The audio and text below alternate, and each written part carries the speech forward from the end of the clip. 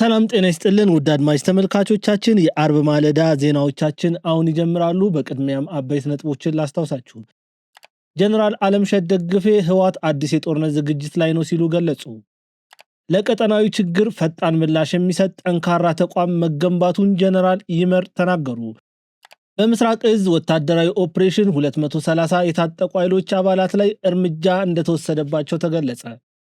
ወደ ውጭ ስንሻገር ደግሞ ቱርክ የማር ገብርኤል ገዳም መሬቶችን ለሶሪያ ኦርቶዶክስ ቤተክርስቲያን መመለሷን ገልጻለች። በመሃል ቡልጋሪያ አፍሪካ ህብረት አጠገብ በካሬ ከ89 ሺህ ብር ጀምሮ በ10% ቅድመ ክፍያ እንዲሁም ከ30 ካሬ የሚጀምሩ የንግድ ሱቆችን በታላቅ ቅናሽ ይዘን መጥተናል። እስከ 25% ልዩ ቅናሽና ከ50% የባንክ ብድር ጋር ባለ 1 መኝታ 81 ካሬ 5.7 ሚሊዮን ብር፣ ባለ 2 መኝታ 111 ካሬ 7.8 ሚሊዮን ብር፣ ባለ 3 መኝታ በ11.8 ሚሊዮን ብር ሙሉ ክፍያ የግሉ ያድርጉ። ይቅናሽ ይህን ሚዲያ አይተው ቀድሞ ለሚመጡ 20 ደንበኞች የወጣ ቅናሽ ነው። እርሶም ፈጥኖ በ0922 60 0208 ላይ በመደወል ይመዝገቡ። ሰመር ሪል ስቴት። ወደ መጀመሪያው መረጃ ነው የማልፈው። ጀነራል አለምሸት ደግፌ ህወሓት አዲስ የጦርነት ዝግጅት ላይ ነው ሲሉ ገልጸዋል። የጦር ኃይሎች ጠቅላይ ኤታማዦር ሹም ወታደራዊ አማካሪ ጀነራል አለምሸት ደግፌ ህወሓት ከሀገር ውስጥና ከውጭ ጸረ ሰላም ኃይሎች ጋር በመሆን ለአዲስ ጦርነት እየተዘጋጀ መሆኑን በብሔራዊ ደህንነት ኮንፈረንስ ላይ ይፋ አድርገዋል። ቡድኑ የቀድሞ የጦር ጠባሳ ሳይበቃው የትግራይን ወጣቶች ለአዲስ እልቂት ለመማገድ በህዝብ ላይ የግዳጅ ወታደራዊ ምልመላ እያካሄደ እንደሚገኝ ገልጸዋል። በተጨማሪም ህወሓት ልክ ከ5 ዓመት በፊት ያደርግ እንደነበረው ሁሉ በአሁኑ ወቅት ዳግመኛ እየፎከረና ችግርን ለመፍጠር እየተንቀሳቀሰ መሆኑን ጀነራሉ በጥብቅ አስገንዝበዋል። ለቀጠናዊ ችግሮች ፈጣን ምላሽ የሚሰጥ ጠንካራ ተቋም መገንባቱ ተገለጸ። ዓለም አቀፍ ተለዋዋጭ የጦር ባህሪን በመረዳት ለአሁናዊ ቀጠናዊ ችግሮች ፈጣን ምላሽ መስጠት የሚችል ጠንካራ ተቋም መገንባቱን የመከላከያ ትምህርት ስልጠና ዋና መምሪያ ኃላፊ ጀነራል ይመር መኮንን አስታውቋል።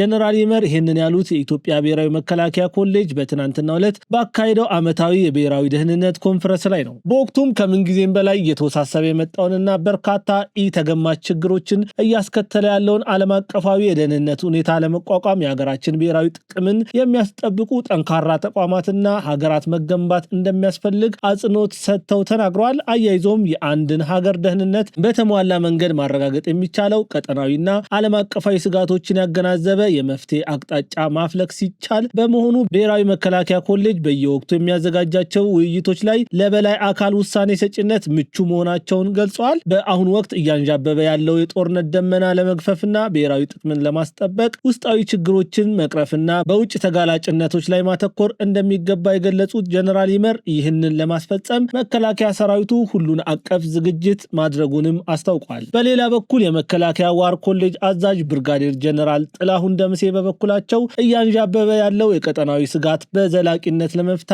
በሳል ዲፕሎማሲ መከተልና ብሔራዊ ጥቅምን ማዕከል ያደረገ እንቅስቃሴ ማድረግ ወሳኝ መሆኑንም ጠቅሰዋል። የኢዜማ ከፍተኛ አመራር አቶ ግርማ ሰይፉ ከሪፖርተር ጋር ባደረጉት ቆይታ በኢትዮጵያ ውስጥ ከመንግስት ጋር የሚያዋጋ ታጣቂዎች መሳሪያ ያነሱበት አሳማኝ በቂ ምክንያት የላቸውም ሲሉ ተከራክረዋል። የህልውና አደጋ አለብኝ የሚል ሁሉ የህልውና አደጋ አለበት ብዬ አላስብም ያሉት አመራሩ በተለይም ህወሓት ወደ ጦርነት የሚገባበት አንዳችም ሰበብ እንደሌለው ገልጸዋል። የትግራይ ሰላም ማጣት ከህወሓት ረባሽነትና የፌዴራል መንግስትን ለመቆጣጠር ካለው ፍላጎት የመነጨ መሆኑንም ጠቁመዋል። የትግራይን ህዝብ የመጨረስ ዓላማ ያለው መንግስትም ሆነ ህዝብ የለም ብለዋል። ውይይቱ በአሁኑ ወቅት በማህበራዊ መድረኮች ላይ ከፍተኛ መነጋገሪያ ሆኖም ቀጥሏል። በምስራቅ እዝ ወታደራዊ ኦፕሬሽን 230 የታጠቁ ኃይሎች አባላት ላይ እርምጃ እንደተወሰደባቸው ተገለጸ። በሰሜንና ምዕራብ ጎጃም በአዊና በደቡብ ጎንደር ዞኖች ከሰኔ 10 እስከ ሰኔ 16 ቀን 2018 ዓ.ም በተካሄደ የ7 ቀን የህግ ማስከበር ኦፕሬሽን እዙ ጽንፈኛ እያለ የሚጠራቸው ኃይሎች ላይ እርምጃ መውሰዱን የምስራቅ እዝ ከፍተኛ አዛዦች አስታውቋል። በዚህ መሰረት ከተጠቀሱት የታጠቁ ኃይሎች መካከል 110 የቡድኑ አባላት ሲገደሉ 59 መቁሰላቸውንና 8 8 መማረካቸውን እዙ ገልጿል። በተጨማሪም 5 ተጠርጣሪዎችና 39 የውስጥ አርበኞች ተብሎ የተገለጹ ሰዎች በቁጥጥር ስር የዋሉ ሲሆን 9 የሚሆኑ ደግሞ እጃቸውን መስጠታቸው ተጠቅሷል። በዘመቻው 1 ፒኬኤም መትረየስ፣ 87 ክላሽንኮቭ፣ 61 የቃታ መሳሪያዎች፣ 2 ሽጉጦች፣ 1 የድሽቃ አፈሙዝና ከ2500 በላይ ልዩ ልዩ ጥይቶች መማረካቸው የተገለጸ ሲሆን እነዚህ ኃይሎች ሲጠቀሙባቸው የነበሩ በርካታ ተሽከርካሪዎች፣ ሞተር ሳይክሎችና የሎጂስቲክ ንብረቶችም መውደማቸው ተነግሯል። በኦፕሬሽኑ እዙ የሻለቃ አዛዥ ሲል የጠራቸው ጌታቸው አያና፣ እርቂሁን ታመነ፣ አለሙ ሞላ፣ ምህረት ጥላሁን፣ አበበ አስናቀውና ሆነ ጌትነት የተባሉ ግለሰቦች መገደላቸው ተረጋግጧል። ከተጠቀሱት በተጨማሪ ማሙሽ ወይም የሎጂስቲክ ኃላፊ፣ ወርቁ የፋይናንስ ኃላፊ፣ መልካሙ የዘመቻ ኃላፊና ወርቅነ የድሽቃ ሻምበል መሪ የተባሉ የቡድኑ ከፍተኛ አመራሮች መገደላቸው በእዙ ሪፖርት ላይ ተመላክቷል። የእዙ ኮር አዛዥ ብርጋዴር ጀነራል አዲሱ መሐመድ፣ ብርጋዴር ጀነራል መላኩ ገላነ እና ኮሎኔል ልጅአለም ምትኩ እንደገለጹት እነዚህ ኃይሎች ከውጭና ከውስጥ አካላት ጋር በመተባበር የህዝብን ሰላም ለማናገት በመንቀሳቀሳቸው በመከላከያ ሰራዊቱ ጠንካራ ምት ሊመቱ ችለዋል ብለዋል። ለዚህም የክልሉ የጸጥታ ኃይል ቁርጠኝነትና የአካባቢው ህዝብ የመረጃና የመንገድ ማሳየት ድጋፍ ከፍተኛ አስተዋጽኦ ማበርከቱን የገለጹት አዛዦቹ እዙ የህግ ማስከበር የተባለውን ግዳጁን አጠናክሮ እንደሚቀጥልበትም አስታውቋል። በተያያዘ የመከላከያ ዜና የመንግስትን የሰላም ጥሪ የተቀበሉ ታጣቂዎች በሰላም ገብቷል። በምስራቅ ጎጃም ዞን ባሶ ሊበን ወረዳ ታጥቀው በጫካ ሲንቀሳቀሱ የነበሩ ታጣቂ ኃይሎች የመንግስትን የሰላም ጥሪ በመቀበል በሰላም እጃቸው መስጠታቸው ታውቋል። በትናንትናው ዕለትም የሰላም ጥሪውን የተቀበሉት በወረዳው ራሱን የአርባጀት ብርጌድ እያለ የሚጠራው የህገወጥ ቡድን አባላት መሆናቸው ተረጋግጧል። የሰላምን ጥሪውን ተቀብለው የገቡት ታጣቂዎች በሰጡት አስተያየት ቀደም ሲል ያደርጉት የነበረው ትግል አቅጣጫውን የሳተና በታሪካዊ ጠላቶች የተጠለፈ መሆኑን መረዳታቸውን ገልጸዋል። በመሆኑም ይህንን አውዳሚ አካሄድ በመቃወምና ወደ ሰላማዊ ህይወት ለመመለስ በመወሰን የመንግስትን ጥሪ ተቀብለው ለመግባት መቻላቸውን አስታውቋል። የኢትዮጵያ መንግስታት መውደቅና መነሳት ከኤርትራ ጉዳይ ጋር የተያያዘ ነው ሲሉ አቶ ጌታቸው ረዳ ተናገሩ። የጠቅላይ ሚኒስትሩ የአፍሪካ ቀንድ ጉዳዮች አማካሪ አቶ ጌታቸው ረዳ ኤርትራ ልታመጣ የምትችለው የደህንነት ስጋትን በተመለከተ በሰጡት ገለጻ የኤርትራ ጉዳይ ከኢትዮጵያ መንግስታት መውደቅና መነሳት ጋር ቀጥተኛ ተያያዥነት እንዳለው አስታውቋል። ባለፉት 100 ዓመታት የነበሩ የኢትዮጵያ መንግስታትን የታሪክ ሂደት የዳሰሱት አማካሪው የአጼ ኃይለ ሥላሴ፣ የደርግ እንዲሁም የኢህአዴግ መንግስትን የኤርትራ ጥያቄ ለመፍታት የተከተሏቸውን የተሳሳቱ አካሄዶች ለውድቀታቸው ትልቅና መሰረታዊ አስተዋጽኦ ማድረጉን በስፋት አብራርተዋል። አሁንም ቢሆን የኤርትራ ጉዳይ የሚያዝበት መንገድ እጅግ ወሳኝ መሆኑን ያሳሰቡት አቶ ጌታቸው በአሁኑ ሰዓት ከኤርትራ ጋር ያለው ግንኙነት የወደብ ጥያቄና የኤርትራ መንግስት ባህሪ ከብሔራዊ ደህንነት ባለፈ ከኢትዮጵያ አጠቃላይ ህልውና ጋር ቀጥተኛ ትስስር እንዳለው አስገንዝበዋል። በትግራይ የጸጥታ ዋስትና እጥረት ምክንያት የአሜሪካው አምባሳደር የመቀሌ ጉዞ መሰረዙ ተሰምቷል። በኢትዮጵያ የአሜሪካን አምባሳደር ኤርቪን ማሲንጋ በትናንትናው ዕለት ወደ መቀሌ ሊያደርጉት የነበረው ጉዞ ህወሓት የጸጥታ ኃላፊነት አልወስድም በማለቱ ምክንያት መሰረዙ ተሰምቷል። በአምባሳደሩ የሚመራው የዲፕሎማቶች ልዑክ ትናንትና የነበረውን ጉዞ መርሃ ግብር ወደ ዛሬ አርብ ማስተላለፉ ተሰምቷል። ለጉዳዩ ቅርበት ያላቸው ምንጮች እንደገለጹት ጉዞ ሊሰረዝ የቻለው የዶክተር ደብረጽዮን ገብረ ሚካኤል ቡድን አምባሳደሩ ከሌተናር ጀነራል ታደሰ ወረደ ጋር ለመገናኘት የያዙትን መርሃ ግብር የጸጥታ ኃላፊነት አንወስድም በሚል ምክንያት ባለመቀበሉ እንደሆነ ተሰምቷል።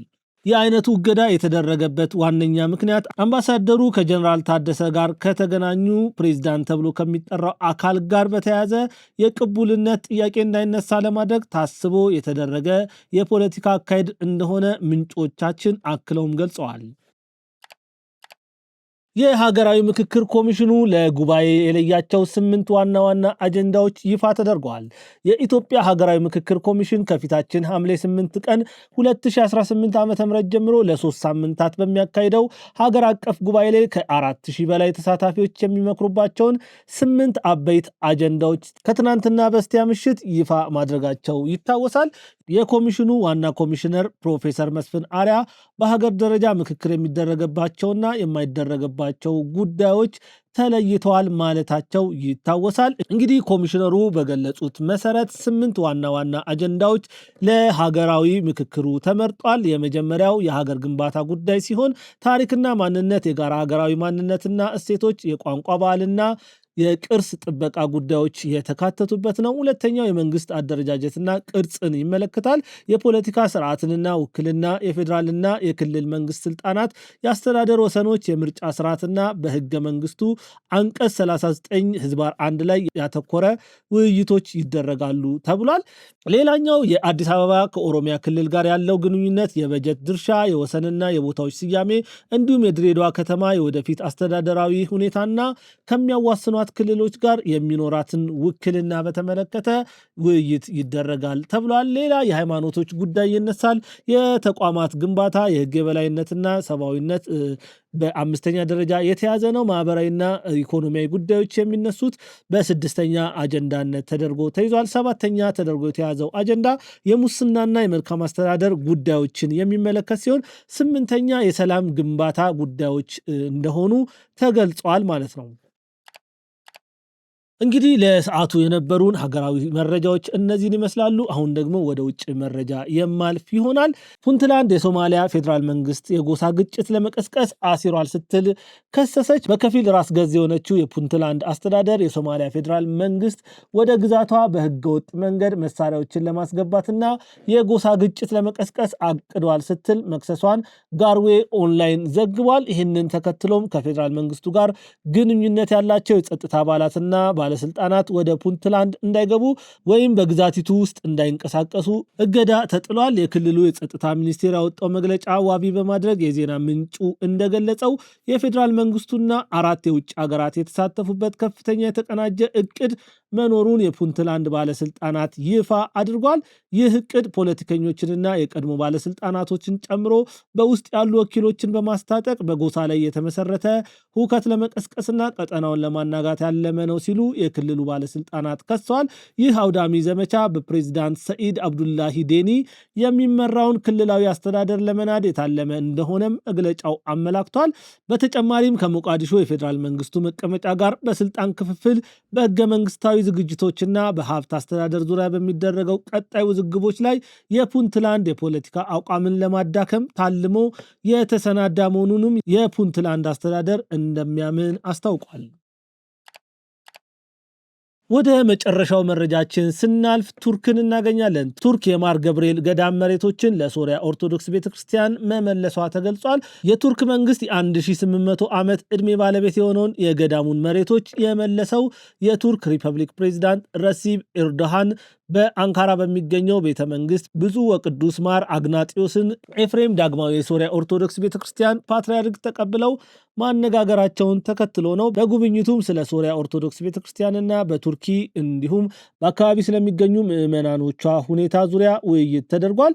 ቅዱስነታቸው የገዳሙ መሬቶች ለቤተክርስቲያኒቱ ታሪካዊ ንብረቶች መሆናቸውን መንግስት ተረድቶ እንዲመልስ ላደረገው ድጋፍና ትኩረት ለፕሬዚዳንቱ ምስጋናቸውን ገልጿል ሲል የማህበረ ቅዱሳን ቴሌቪዥን ዘግቧል። በተጨማሪም በኢስታንቡል የሚገኘውን የቅዱስ ኤፍሬም ቤተክርስቲያን ግንባታ ለመደገፍ ላደረጉት አስተዋጽኦ ፓትርያርኩን ጨምሮ ምስጋናቸውን አቅርቧል።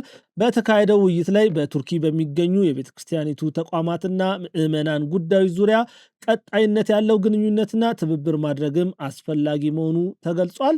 እንግዲህ ውድ አድማጭ ተመልካቾቻችን ለአርብ ማለዳ የነበሩን መረጃዎች እነዚህን ይመስላሉ። ከመረጃዎቹ ጋር እኔ ቢንያም ከድር ነበርኩኝ። መልካም ውሎ ይሁንላችሁ።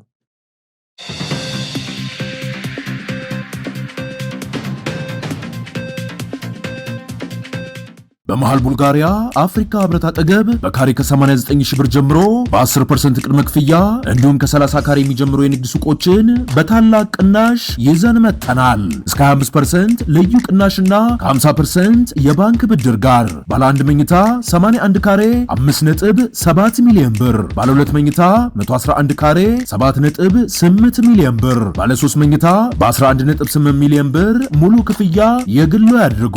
ይቅናሽ ይህን ሚዲያ ቀድሞ ለሚመጡ 20 ደንበኞች የወጣ ቅናሽ ነው። እርሶም ፈጥኖ በ0922 60 0208 ላይ በመደወል ይመዝገቡ። ሰመር ሪል ስቴት